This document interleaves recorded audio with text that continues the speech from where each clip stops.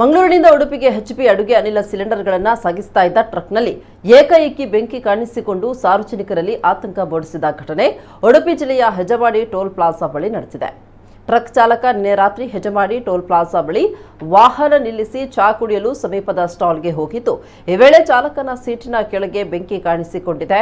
ತಕ್ಷಣ ಸಮೀಪದ ಸಣ್ಣಪುಟ್ಟ ಅಂಗಡಿಗಳ ಎಲ್ಲ ಸಿಬ್ಬಂದಿ, ಟೋಲ್ ಪ್ಲಾಜಾ ಸಿಬ್ಬಂದಿ ಮತ್ತು ಸ್ಥಳೀಯರು, ಪಡುಬಿದ್ರಿ ಠಾಣಾ ಪೊಲೀಸ್ ಸಿಬ್ಬಂದಿಗಳು, ಉಡುಪಿಯ ಅಗ್ನಿಶಾಮಕ ದಳದ ತಂಡ ಸ್ಥಳಕ್ಕಾಗಮಿಸಿ ಬೆಂಕಿ ನಂದಿಸಿದ್ರು.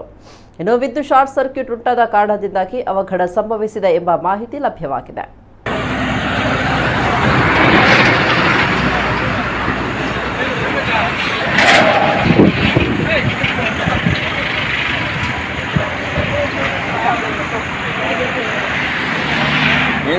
ನಾನು ಟೀ ಕುಡ್ದು ಬಂದು ಡೋರ್ ಬಿಚ್ಚಿ ನೋಡ್ಬೇಕಾದ್ರೆ ಬೆಂಕಿ ಕತ್ಕೊಂತ ಇತ್ತು. ಸೀಟಿಗೆಲ್ಲ ಹಿಡಿದ್ಬಿಟ್ಟಿದೆ.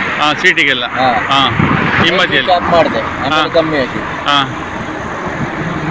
ಇಲ್ಲಿ ಮಾತ್ರ ಬ್ಯಾಟ್ರಿಗೆ ಹೋಗಿದ್ರೆ ಬಹಳ ಕಷ್ಟ ಆಗ. ಬ್ಯಾಟ್ರಿಗೆ ಹೋಗ್ತಿದ್ರೆ ಬಹಳ ಕಷ್ಟ ಆಗ್ತಿದ್ದಲ್ಲ.